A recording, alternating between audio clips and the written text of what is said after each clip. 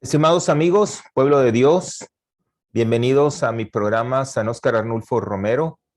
Espero que estén teniendo una bonita semana, que las bendiciones sean incontables, especialmente en este tiempo que estamos enfrentando, el tiempo de la pandemia. Digo yo el tiempo de la pandemia, pero yo lo llamo el tiempo de las bendiciones de Dios, porque en medio de la pandemia el Señor nos muestra su amor, su infinita misericordia. Um, este, en este programa hoy nuevamente vamos a continuar con el estudio de Biblia, la Biblia y la Virgen María, y hoy vamos a hablar sobre los dogmas. Va a ser la primera parte porque, como saben, es un tema bastante extenso. Estoy citando también documentos de la iglesia. No quiero, en algunas cosas que no sean muy relevantes, voy a dar mi opinión, porque a veces escucho a los parroquianos y me dicen: padre, yo oí a este sacerdote, a este obispo o a este predicador diciendo tal cosa. Entonces, y en estos temas son muy importantes que nos basemos en lo que enseña la iglesia. Pero generalmente yo digo, bueno, mi opinión personal es esta, para que ustedes sepan que no es documento legal de la iglesia, digamos. Espero me puedan eh, comprender a lo que me refiero. También les quiero decir de que estos programas o estos segmentos o este estudio de Biblia también los pueden accesar en mi canal de YouTube, FR Richard Samur. Sin caso, pues no pudieron ver el programa. Yo creo que es importante, es urgente, como siempre digo, conocer más sobre la Madre de Jesús, la Madre de Dios. San Jerónimo dijo: ignorante de las Escrituras es ignorante de Jesús y también es ignorante de la Virgen María. No podemos decir al revés, ¿verdad? Ignorante de Jesús e ignorante de la Virgen María es ignorante de las Escrituras. Los dos funcionan. Así es que, pues pónganse cómodos. Les pediría mejor que estén frente a su pantalla en vez de estar anotando, porque, como les digo, hay mucha información que es necesario tal vez ponerle atención y luego pueden anotar si les interesa alguna cita bíblica o algo así. Vamos a iniciar con una oración muy bonita que pude encontrar del obispo Marcelo Morgante, con el permiso respectivo, ¿verdad? También hay Nihil Obstat, él es obispo de las Marcas en Italia, y es el credo mariano, muy lindo. En el nombre del Padre, del Hijo y del Espíritu Santo. Amén. María, Madre de Dios y Madre nuestra amabilísima, creo en tu maternidad divina, en tu perpetua virginidad, en tu inmaculada concepción, en tu misión de corredentora junto a tu Hijo Jesús. Creo en tu asunción y glorificación celestial, en cuerpo y alma, porque eres la madre del resucitado e imagen de la iglesia que tendrá su cumplimiento en el retorno glorioso de Cristo. Creo en tu maternidad espiritual que, donando a Jesús, nos engendra a la vida divina en tu maternidad celestial, porque precedes y acompañas a la iglesia en el camino de la fe y del amor. Creo en tu realeza universal, en tu misión de mediadora y dispensadora de toda gracia y don que viene de Dios, en tu presencia de amor junto a cada una de las criaturas como madre auxiliadora, consoladora. Venga pronto tu hora, oh María, por el triunfo sobre toda la tierra del reino de tu Hijo, que es reino de santidad, de justicia, de amor y de paz. Precioso credo mariano, escrito por el obispo Marcelo Morgante. En nombre del Padre, del Hijo, del Espíritu Santo. Amén. Como les he venido compartiendo en los programas anteriores, en los capítulos anteriores, Estamos viendo las advocaciones. Y este día voy a presentar una advocación muy popular, diría yo, pero también muy bonita y de un poco de ponernos a pensar, ¿verdad? Es sobre Nuestra Señora de la Sallet, que ella pues profetizó ciertas cosas en la iglesia que estamos viviendo en nuestros tiempos. Así es que déjenme poder acá compartir con ustedes pues este.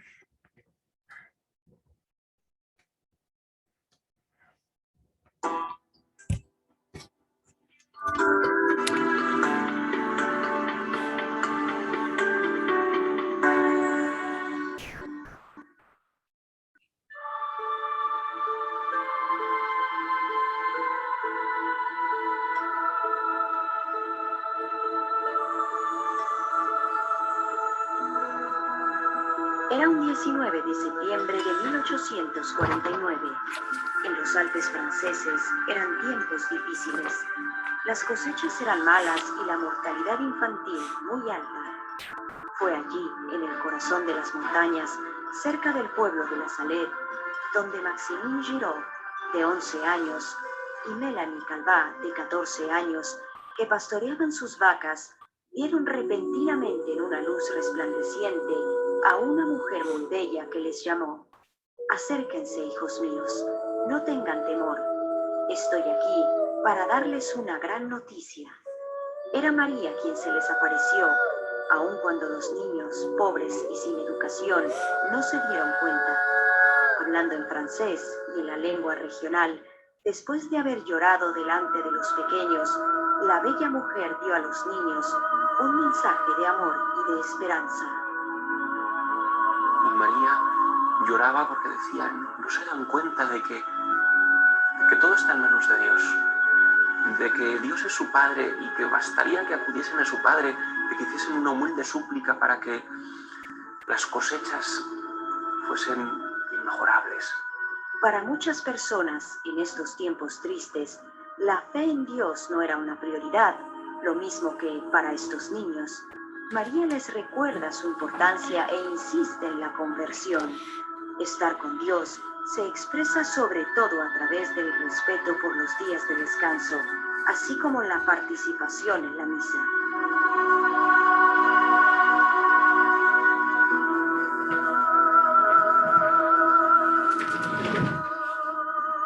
Acérquense, hijos míos, no tengan temor. Estoy aquí para darles una gran noticia. Si mi pueblo no quiere someterse, me veré forzada a dejar caer el brazo de mi hijo.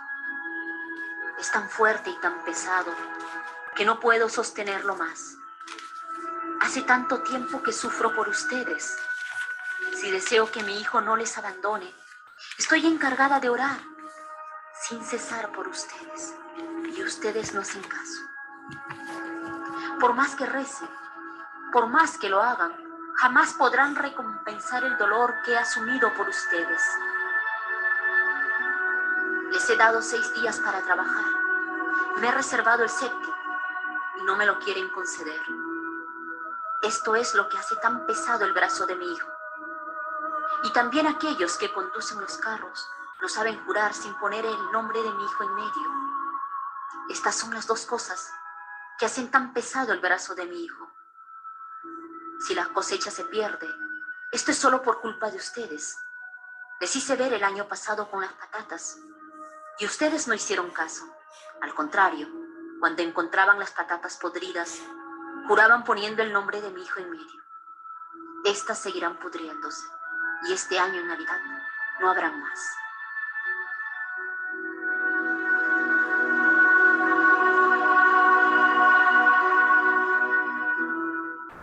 Pero María va más allá y les invita a rezar cada día y cada noche, diciendo: cuando no podáis hacer más, rezad un Padre Nuestro y un Ave María. Llevando las cadenas sobre los hombros, María les mostró también el crucifijo que ella llevaba en el pecho. Jesucristo con sus brazos clavados en la cruz, se hizo impotente en este mundo por los rechazos de Dios y por el pecado. Ella les explicó, con ejemplos de la vida cotidiana, que solo la conversión puede dar la gracia de Dios, de la cual también ella lleva una marca con un collar de rosas. De regreso, Maximín y Melanie contaron su experiencia y rápidamente los habitantes comprendieron que era la Santa Virgen la que se les había aparecido. Estos aldeanos, ¿no?, al final acudieron compungidos por el testimonio de María y construyeron un santuario ahí en las montañas de la Salette. Luego de 5 años de investigación diocesana, Monseñor Philibert de Bruyères, obispo de Grenoble, reconoció el relato de los niños como auténtico. En adelante, tal como dijo Monseñor Ginola, sucesor del obispo, la misión de los pastores termina y comienza la de la Iglesia.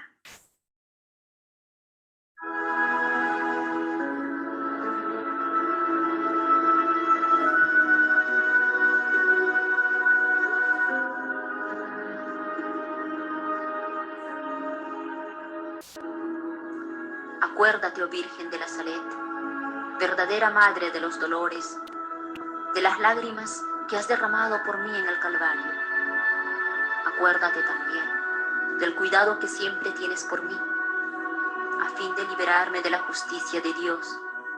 Y mira si después de haber hecho tanto por tu Hijo, puedes ahora abandonarlo. Reconfortado por tu consuelo, me postro a tus pies, a pesar de mis infidelidades e ingratitudes. No rechaces mi oración, oh Virgen reconciliadora, sino conviérteme. Dame la gracia de amar a Jesús por encima de todo y de consolarte a ti con una vida santa, para que pueda verte un día en el cielo. Así sea.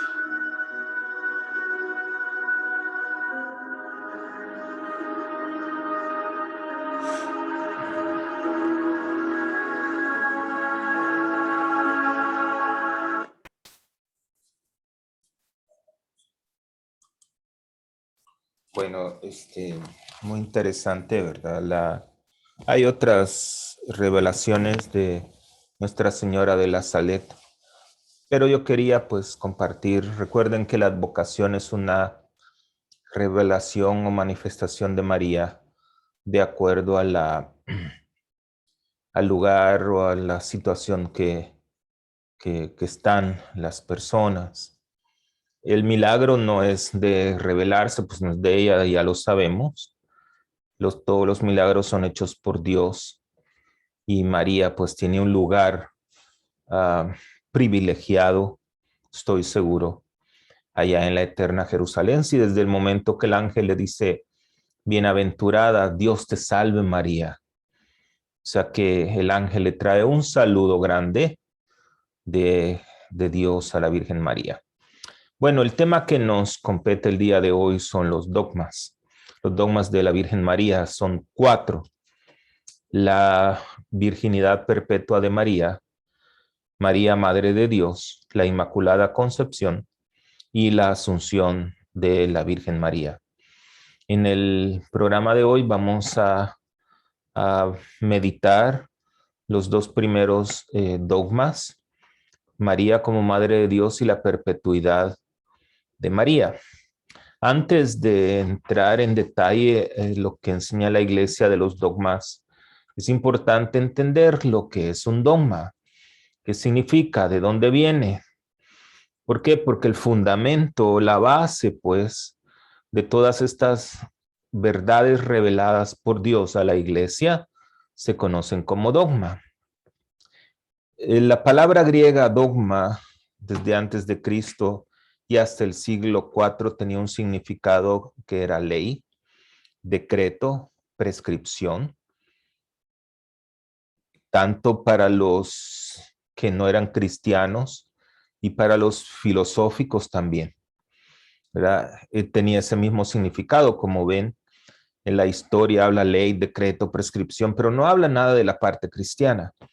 Luego, al llegar después del siglo IV, Ya los santos padres de la iglesia como San Cirilo de Jerusalén y San Gregorio de Nicea dan el nombre de dogma solamente a las verdades reveladas.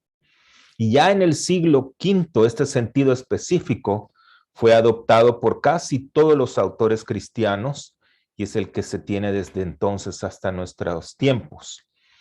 El dogma, como definición, y cito los documentos de la iglesia, es una verdad que pertenece a la revelación cristiana, que debe encontrarse, por consiguiente, en la sagrada tradición o en la sagrada escritura. Las que tomadas en conjunto constituyen el depósito de la fe, que contiene todas las verdades comprendidas en la revelación cristiana. Escuchen esto, los dogmas son verdades recibidas de Dios, no doctrinas humanas, que se exponen en palabras adecuadas y precisas. Se definen en el momento oportuno de la historia, según los designios de Dios que guía y gobierna la iglesia. Recordemos que Jesús le dio autoridad a sus discípulos, ¿verdad? Y les dijo, toda autoridad se me ha dado en la tierra y en el cielo. Y luego le dice a Pedro, tú eres Pedro y sobre esta iglesia edificaré sobre esta piedra edificaré mi iglesia. En fin, les da todos esa, pero la autoridad de Cristo en el cielo y en la tierra se la endosa, digamos, a la iglesia que había comenzado desde la ascensión del Señor. Ahora, el misterio de María, de acuerdo a San Juan Pablo II, compromete a todo cristiano. Fíjense lo que dice o lo que dijo San Juan Pablo II. Han sido necesarios muchos siglos para llegar a la definición explícita de verdades reveladas referente a María. Casos típicos de este camino de fe para descubrir de forma cada vez más profunda el papel de María en la historia de la salvación. Y dice el Papa, son los dogmas de la Inmaculada Concepción y de la Asunción, proclamados, como es bien sabido, por dos venerados predecesores míos, respectivamente por el siervo de Dios Pío IX en 1854 y por el siervo de Dios Pío XII durante el jubileo del año 50. La Mariología es un campo de investigación teológica particular. En ella el amor del pueblo cristiano a María ha intuido a menudo con anticipación algunos aspectos del misterio de la Virgen, atrayendo hacia ellos la atención de los teólogos y de los pastores. Qué bonito lo que dijo San Juan Pablo II, ¿verdad? Ahora recordemos también que el Espíritu Santo es la guía y la fuerza de la iglesia. Y el Espíritu Santo compromete a tomar las mismas actitudes de María, a la iglesia obviamente. En el relato, saben, del nacimiento de Jesús, Lucas afirma que su madre conservaba todas las cosas meditándolas en su corazón. Es decir, esforzándose por ponderar con una mirada más profunda todos los acontecimientos de los que había sido testigo, que había sido un testigo privilegiado.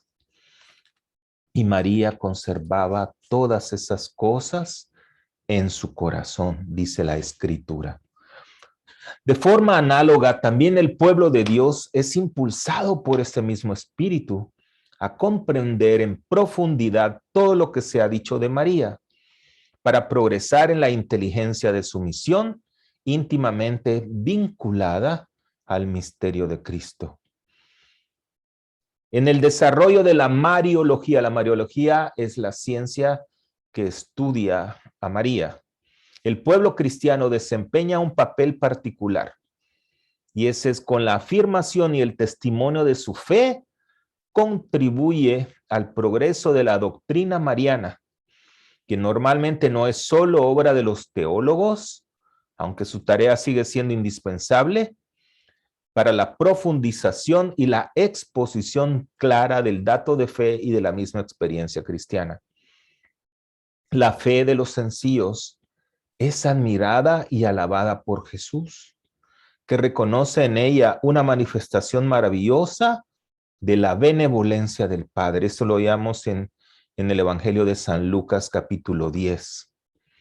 Y esa fe sigue proclamando en el curso de los siglos la maravillosa historia de la salvación, que se la oculta a los sabios.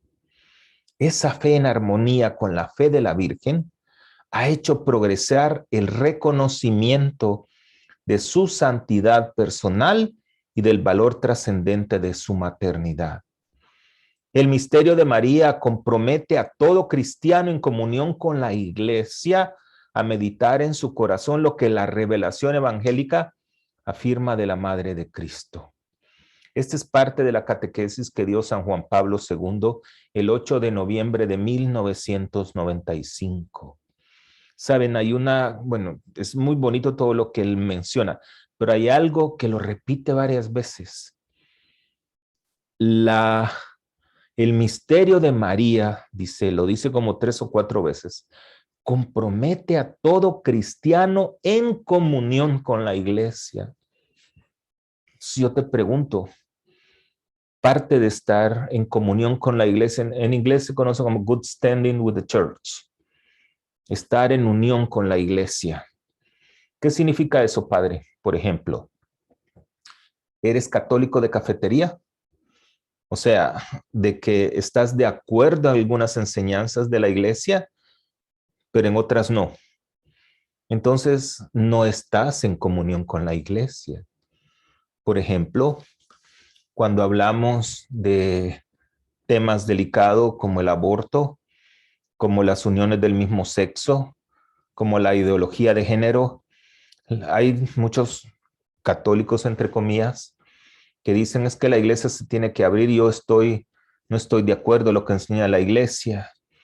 Si tú no estás de acuerdo en un tema, aunque sea un tema de la Iglesia, no estás en comunión con la Iglesia. Así de sencillo. No puedes ser católico, ¿verdad? Y vivir tu fe opuesta a lo que enseña la Iglesia. Un caso particular, recientemente, ¿verdad? El presidente, entre comillas, católico, con representantes católicos pasaron una ley en favor del aborto. Incluso, ahora no sé, no le he dado seguimiento, por supuesto, de si realmente se va a aprobar. Pero solo el hecho de que alguien se diga católico y está en desacuerdo y tiene el poder, en desacuerdo en algo que enseña la Iglesia y tiene el poder para cambiarlo, esta persona no es católica y no debería seguir llamándose católico.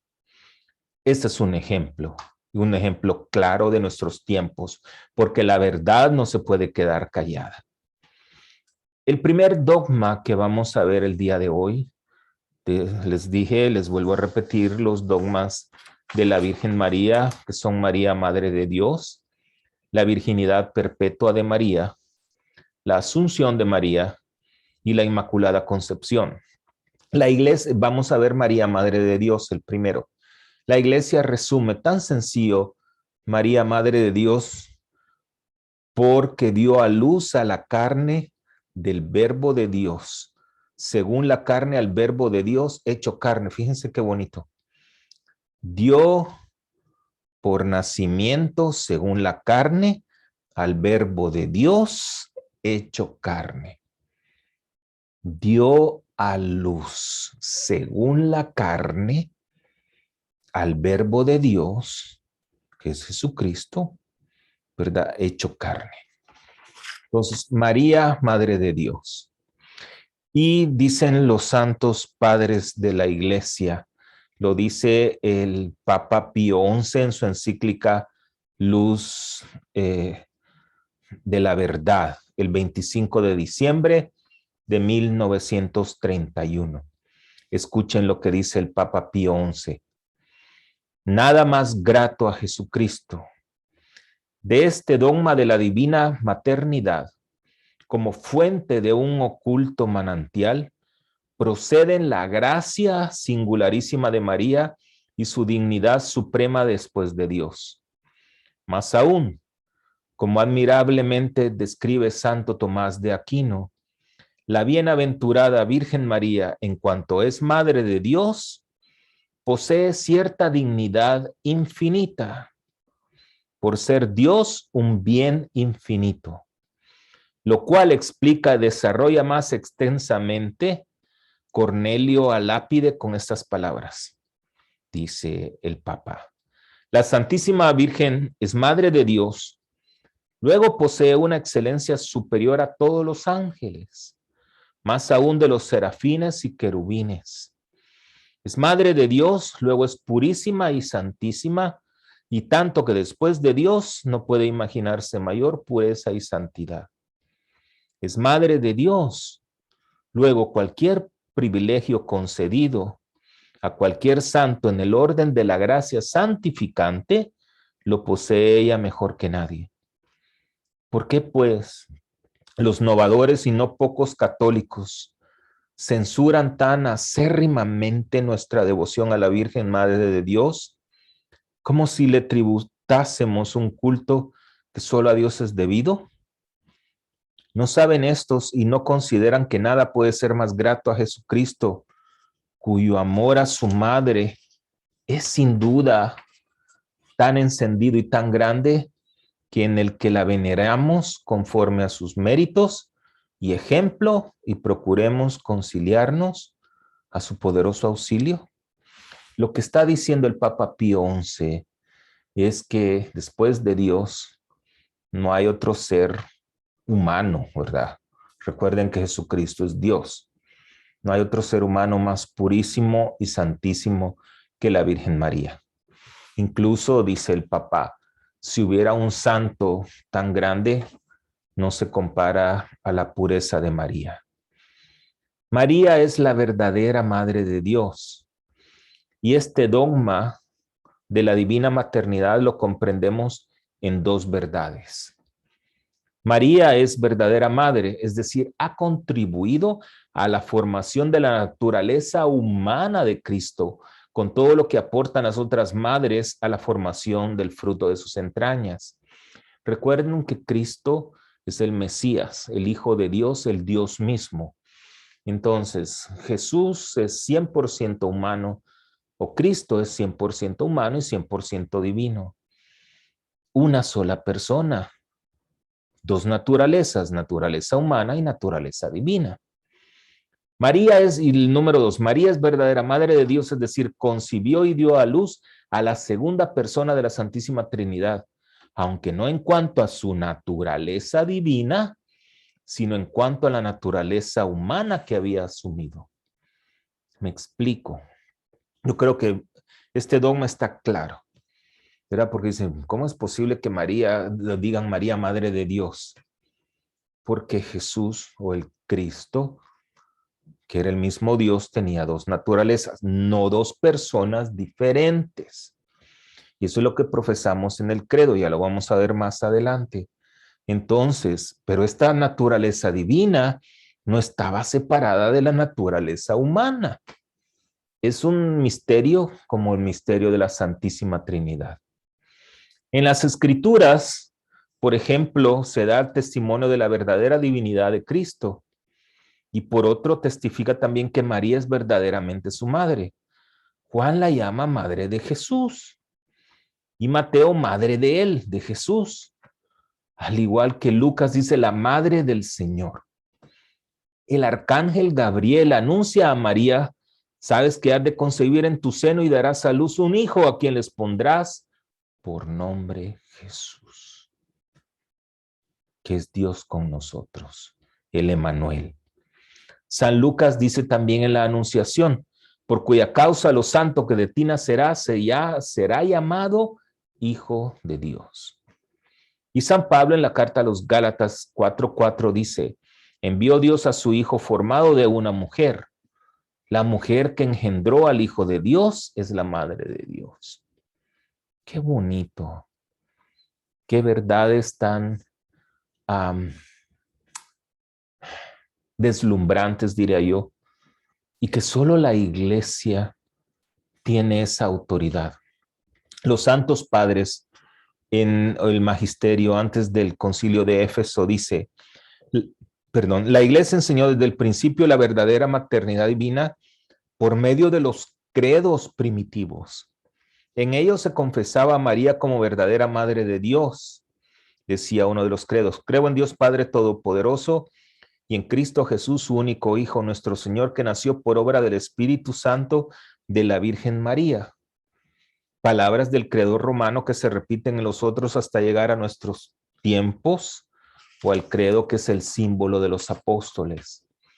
El primer concilio de Constantinopla en el año 381 deja ya firme la doctrina de que el Hijo de Dios se hizo carne en la Virgen María por obra del Espíritu Santo. Entonces, desde ahí a los santos padres, la iglesia en los concilios están anunciando, están reafirmando esa verdad de fe. Ahora, en la tradición de los santos padres, al igual que la Sagrada Escritura, enseñan que la realidad de la verdadera maternidad de María son de con diversas expresiones. Lo dice, por ejemplo, San Ignacio de Antioquía, dice, porque nuestro Señor Jesucristo fue llevado por María en su seno, conforme al secreto de Dios de que naciera de la descendencia de David, más por obra del Espíritu Santo. San Irineo, otro de los santos padres, dice, este Cristo, como ojos del Padre, estaba con el Padre. Fue dado a luz por una virgen. Los santos padres, al fundamentar la maternidad divina, se han apoyado en el texto de Isaías. Isaías dice, una mujer concebirá y dará a luz a un hijo y su nombre será Emmanuel. Ya, mis queridos hermanos, desde el siglo III se hace corriente el uso del título de Theotokos, que es María, Madre de Dios. De ello dan testimonio Orígenes y muchos otros autores. San Gregorio Nacianceno, hacia el año 382, afirma, si alguno no reconociese a María como Madre de Dios, se haya separado de Dios. Que nos quede esa imagen o esa sentencia de San Gregorio Nacianceno. Si alguno no reconociese a María como Madre de Dios, se haya separado de Dios. En resumen, ¿cómo puedes explicar tú que María es Madre de Dios? Para poder explicar con la persona que tú explicas o con la persona que tú estés conversando, esta persona debe de creer de que Jesús es Dios. De lo contrario va a ser tiempo perdido. Jesús tiene dos naturalezas, naturaleza humana y naturaleza divina, que no están separadas, no son dos personas ni a medias. María da a luz a ese Cristo,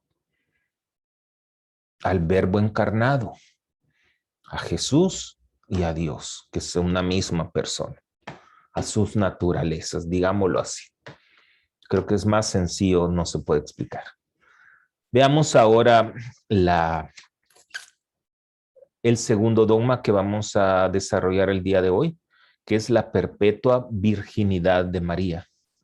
Dice, voy a leer lo que dice Paulo V en una de sus meditaciones, el Papa Paulo V, el 27 de octubre de 1615. Fíjense qué bonito.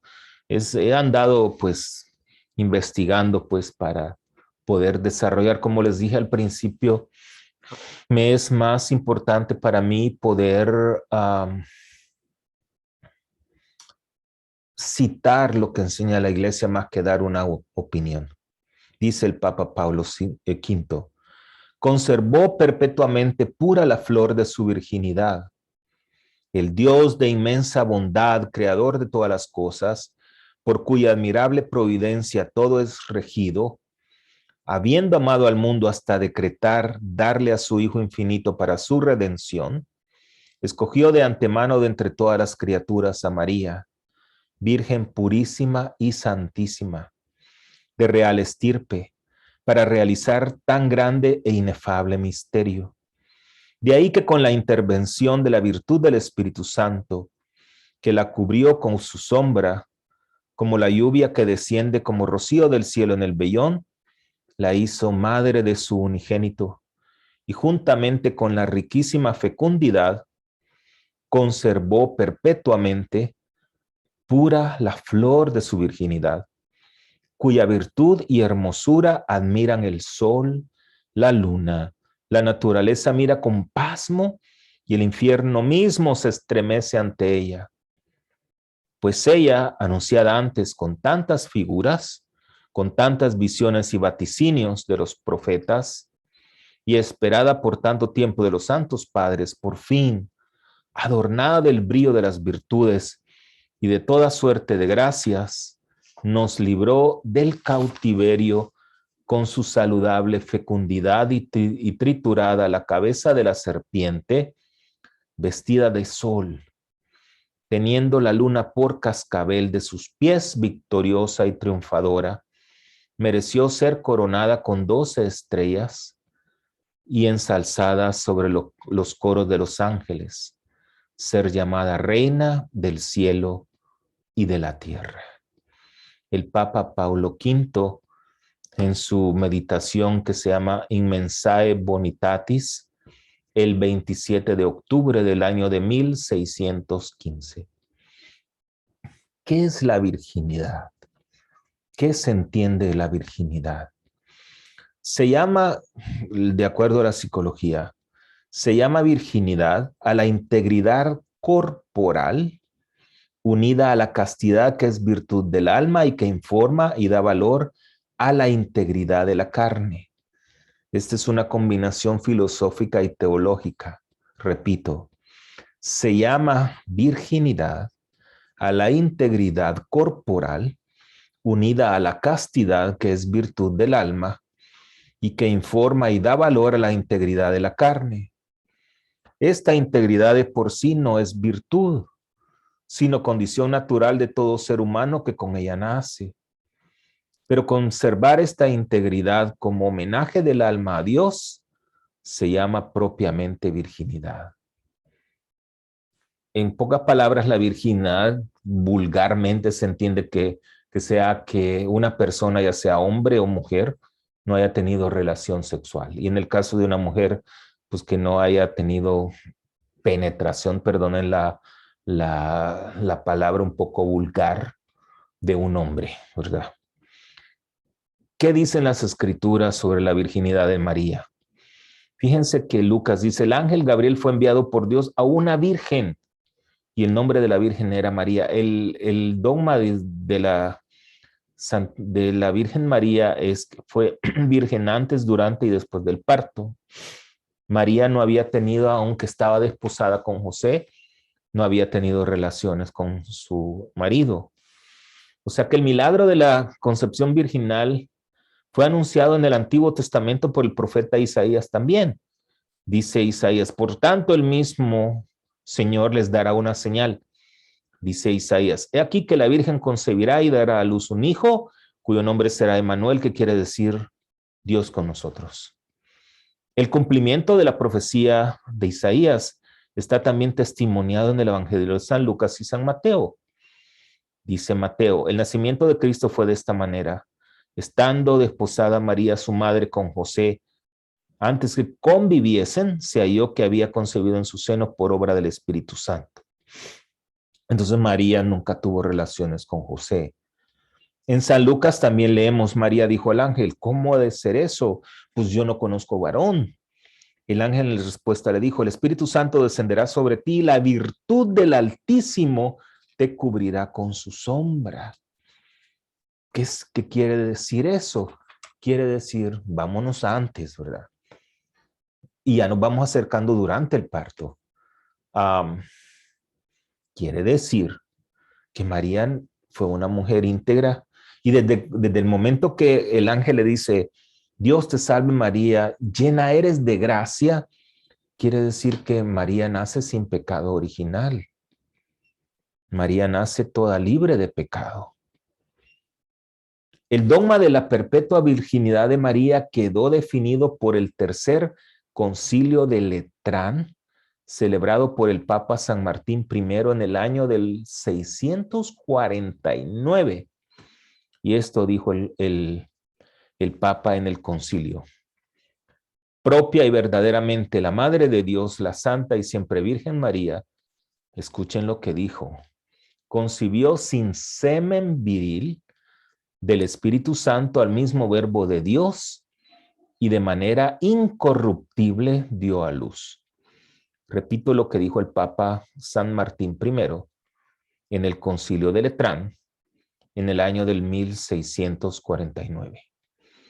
Propia y verdaderamente la Madre de Dios, la Santa y Siempre Virgen María, concibió sin semen viril del Espíritu Santo al mismo verbo de Dios y de manera incorruptible dio a luz. San Juan Pablo II explica también, el concilio de Calcedonia en su profesión de fe, redactada esmeradamente y con contenido definido de modo infalible, afirma que Cristo fue engendrado de María Virgen, Madre de Dios.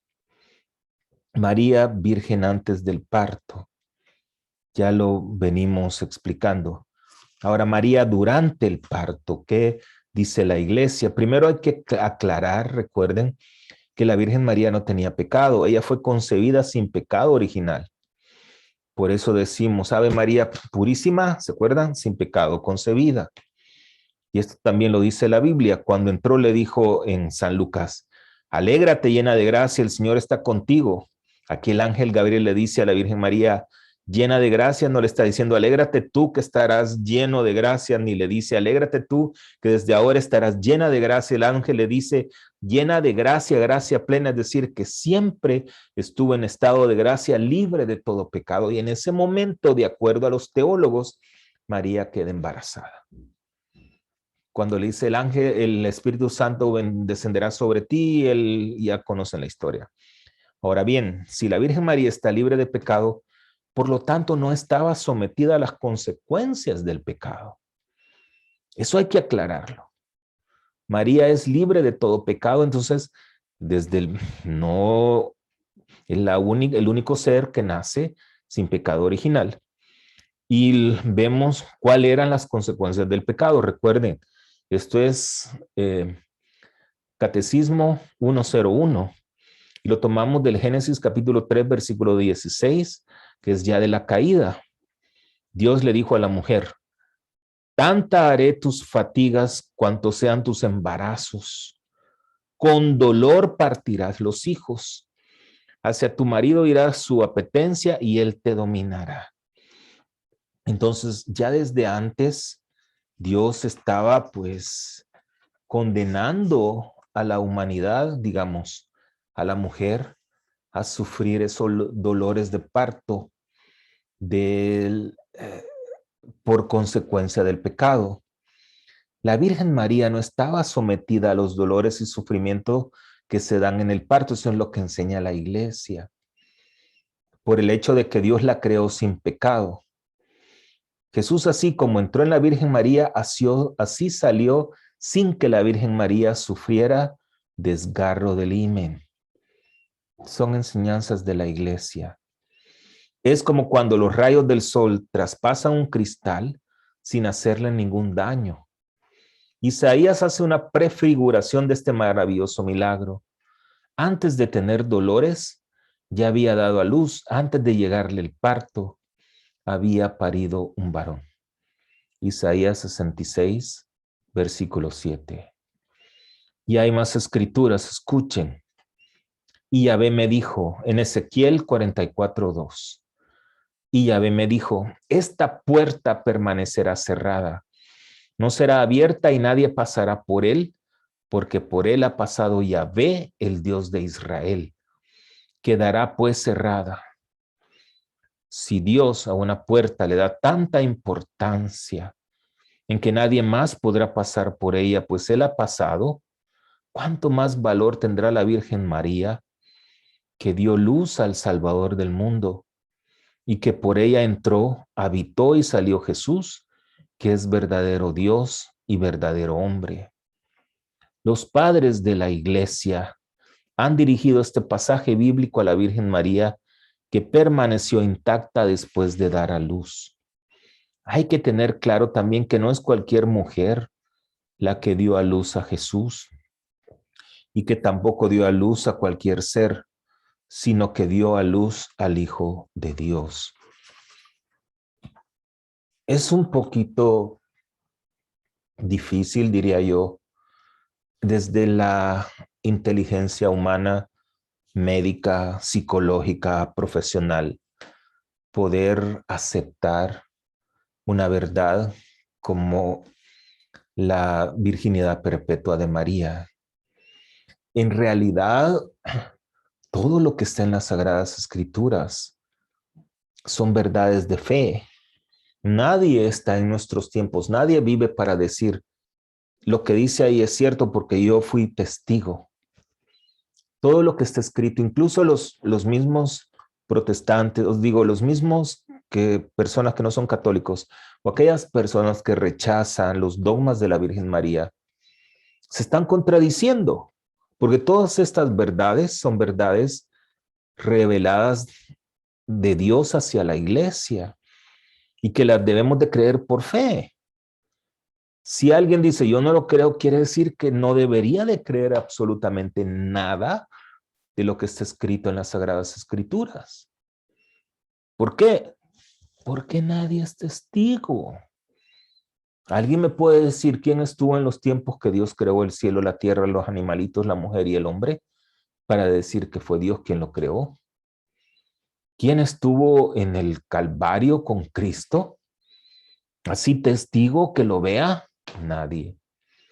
Entonces no podemos argumentar, no podemos sacar argumentos que son realmente fuera de todo lógica, ¿verdad? Porque no podemos decir, yo creo en esto y en esto no lo creo. La Biblia es la palabra inspirada por Dios.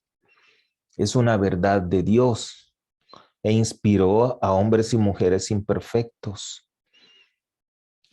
Ahora que estamos conociendo un poquitito más sobre nuestra Santísima Madre, yo te invito a ti a meditar. Desconozco hasta dónde está tu fe, tu conocimiento. Abrazar a María es como abrazar la misma cruz de Cristo. ¿Te imaginas en el Calvario, a los pies de Jesús, solo María estaba y obviamente el discípulo que más amaba? Yo a veces le digo a la gente, yo me imagino a María sufriendo, llorando, gritando, quizá pataleando. ¿Qué madre al ver a su hijo que lo están matando no va a reaccionar de esa manera? Yo no lo sé, es mi opinión. Pero yo me imagino a María como una mujer de sentimientos como cualquier otra mujer. Especial sí porque fue escogida por Dios. Perfecta no, porque no es el único perfecto, es Dios. Incluso Jesús le dice a aquel hombre que le dice, maestro bueno, ¿y por qué me llama bueno? Solo hay uno. Pero María es especial, no porque la iglesia lo dice, sino porque se lo dice el ángel que viene enviado por Dios.